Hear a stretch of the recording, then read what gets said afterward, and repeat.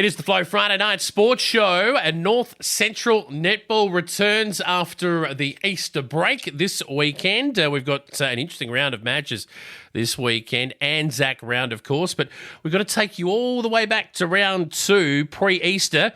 And joining me on the line to help us do that is Jenna Allan. Hello, Jenna. How are you? I'm good, thank you. How are you? Very well, thank you. Did you have a good Easter? Did the Easter Bunny come? The Easter Bunny did come. We had a terrific weekend. Weather was spot on for a nice break. Well, back into it now. Before we talk about what's to come, let's go back to the 9th of April, where we had obviously a host of games played.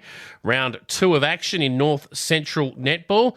Let's have a look at the results. You ran into a pretty fired up and in-form Wedderburn side, and my understanding was, and I'm not trying to make excuses here for Witchproof Narraport, but you were struck down by the dreaded health protocols too, a couple of you girls, right? Definitely no excuses from Witchy. Wedderburn served up a lesson in netball. We played straight into their game plan. I think they play a very tall, very quick brand of netball, and we really struggled. They got the jump on us early. The Lockhart twins, Eliza and Olivia, they were terrific. They were fast. They were efficient between Shelley DeRouge and Eliza. I don't think they missed in goals. And then Lara Judd and Maddie in goal defence. They are two tall, very agile, very athletic defenders. They were phenomenal. I should have been paying more attention, Jason. I was just in awe of what they were able to do. They were seamless. So we'll be looking to make some significant improvements for next time that we come up against those girls. Well, that's the blueprint, isn't it? Final score there was 82-21, but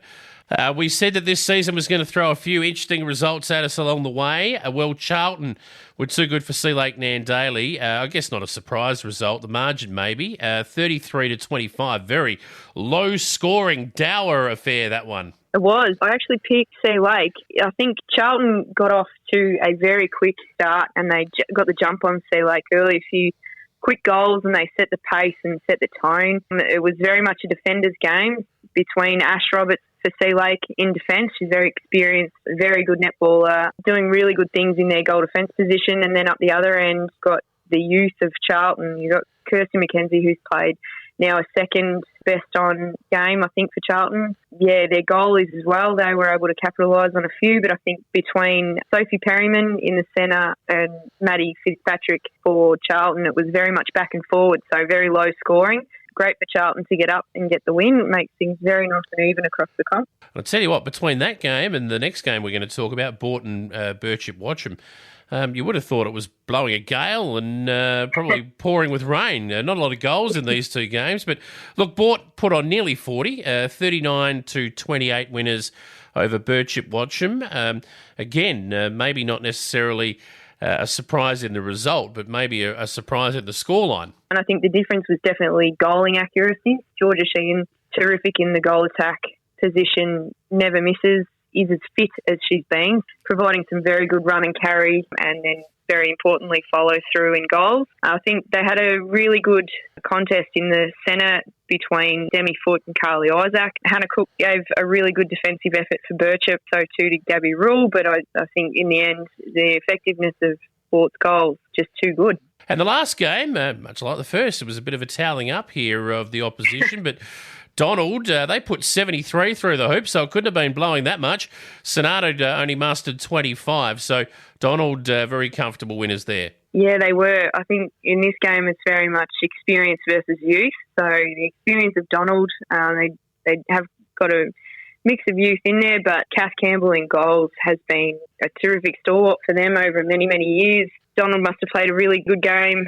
I think Zara Jenkins for Sonata fed the ball well when they had the opportunity for Sonata, but unfortunately Donald got off to a really good, strong start, and Sonata just weren't able to catch them. They've got quite a few young girls who will take a few lessons out of games like that, but the experience of the likes of Xanthi, Kiara Berry played a ripper of a game as well. Sonata will continue to improve over the rest of the season. I'll tell you what, you mentioned they've got some lessons to come perhaps. Well, I reckon, unfortunately for them, they might get one this week too. Let's start there. Wedderburn, you saw them firsthand last week. They're impressive. At home, Sonata had come to town. Now, I hate to say this, and I wish Sonata all the very best of luck, but Wedderburn will win this game. They'll get going. The likes of Polly Douglas in goals, she's continuing to build. They're a very new side as well. Zara Jenkins come across from Charlton, so she's new into that team. So it takes a little bit for a team to gel, particularly a young team like they do have. But I think Wedderburn will be too strong. Hopefully, like us, they'll go away and try and pull together some lessons. Don't get discouraged, the girls at St Arnaud. Just keep going as long as you're out there having a crack. I think that in itself is admirable. So just keep going. Their turn will come, St Arnaud. Wedderburn have built on that side for years. That's a lot of commitment and a lot of time into that side to what it is today. So I think it's great for the rest of us to be striving for that sort of commitment. Let's talk about some of the other games. I'm going to keep your game till the end. I want to talk about Charlton taking on Bort. This should be interesting for a couple of reasons. Charlton had a good win last week and Bort are around the mark. How good are Charlton? Well, we're going to find out this week. Yeah, I hope so.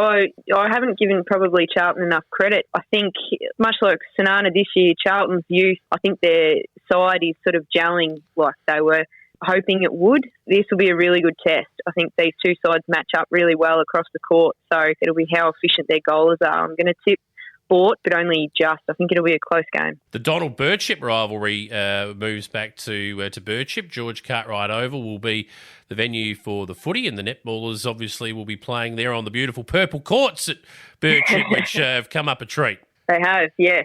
Both sides got a good mix. All sides are struggling with COVID at the minute, with girls isolating in and out of the team. So it'll be a really interesting game. I think Birchip will get their first win of the season, but it'll be very, very close. That leaves us with only one fixture to talk about, really, doesn't it? And that is yours. At home at Witcherproof, Rec Reserve, the Sea Lake Nandaly Tigers come down the highway and they had a disappointing loss last week. This will be an interesting game. I don't think there's going to be much between you two, but after your round one performance, if you can get a few back, you'd be pretty confident going into this one. Well, it'll be another really close one. We do have quite a different team again. We had a few out round one and a few out round two, different ones out different rounds, so all back in this week. So we'll see how we match up against a very strong Sea Lake side. Well, I certainly won't ask you to tip because that would be silly.